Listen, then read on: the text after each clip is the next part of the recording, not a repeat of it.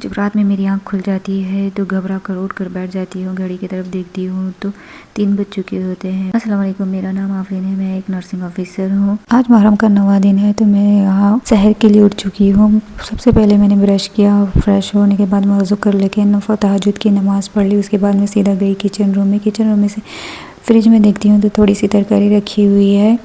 कोई बात नहीं, मैं अकेले ही रखने वाली हूँ रोज़ा, तो इतनी तरकारी बस हो जाएगी। मैंने थोड़ा सा प्याज कट करके थोड़ी सी मटकी बना दी और सुबह के लिए बच्चों को दाल चाहिए था तो बच्चों के लिए दाल की भी प्रिपरेशन मैंने अभी कर ली है। वैसे आप सब लोग रोज़ा रहे या नहीं रहे कमेंट में ज़रूर बताएं। यौम आशूरा के दिन ये 10 अमाल हम सबको करना चाहिए।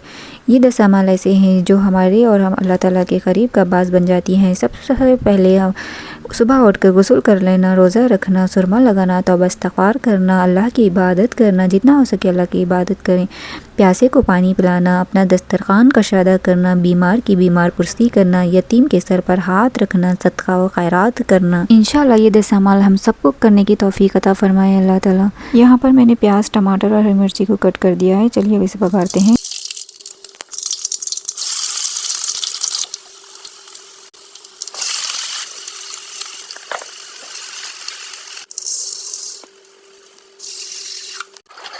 यहाँ पे मैंने सहर में ज़्यादा कुछ नहीं बल्कि सिर्फ बेसन बनाया है जो कि खाने में बहुत ही टेस्टी होता है। ये मुझे बहुत पसंद है।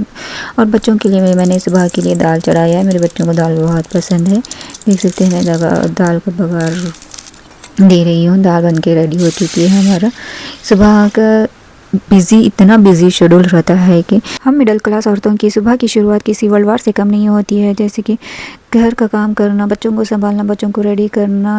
पर क्या कभी किसी ने सोचा होगा एक घर संभालना, घर चलाना, बच्चों की परवरिश करना, ऑफिस संभालना, मैं तो कहती हूँ एक मिडिल क्लास की फैमिली की औरत नहीं बल्कि एक मल्टीटास्कर होती है। यहाँ सहर होने के बाद में मैंने फ़जर की नमाज़ पढ़ ली और थोड़ा सा कुरान शरीफ पढ़ लिया, क्योंकि सुबह के मुझे ड्यूटी भी जाना था तो मुझे बहुत सारे काम भी करने थे। फजर की नमाज़ के बाद मैंने सारे बर्तन धो लिए। कुकिंग तो मैंने शहर में ही कर लिया था, तो बर्तन सब बहुत सारे थे तो मैंने सारे बर्तन भी धो लिए। बच्चों के टिफ़िन रेडी कर दिए और बच्चों को टिफ़िन पैक करने के बाद मैं बच्चों को रेडी कर दी। बच्चों को खाना खिलाने के बाद मैं बच्चों को रेडी कर दी। एक बच्चे खा रहे हैं, मैं रेडी होकर फिर ड्यूटी के लिए निकल गई, क्योंकि मेरा ड्यूटी बहुत दूर है। मुझे पहले ऑटो से जाना पड़ेगा, उसके बाद में फिर मुझे बस स्टैंड भी जाना है, उसके बाद में मुझे ड्यूटी भी जाना पड़ता है। घर, किचन, बच्चे, ससुराल, ऑफिस, इन सब के बीच में हम औरतों के सपने अक्सर कहीं छुप से जाते हैं। आपका क्या मानना है? आप क्या मानते हैं? कमेंट में ज़रूर बताएं।